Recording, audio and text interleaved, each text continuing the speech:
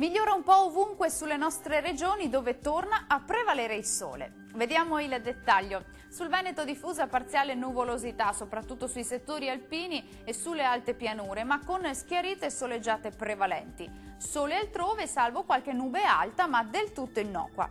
Diamo uno sguardo alle temperature, le massime saranno comprese tra i 19 e i 23 gradi, i valori minimi tra 11 e 14 gradi circa.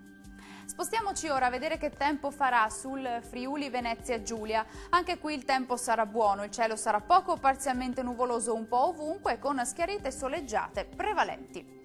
Temperature massime che risultano essere in leggero aumento, comprese tra 20 e 22 gradi, minime più o meno stazionarie sui 10-15 gradi circa. Raggiungiamo infine il Trentino Alto Adige, anche qui ampio soleggiamento. Va evidenziata tuttavia qualche nebbia o foschia mattutina sui settori nord-orientali del Trentino.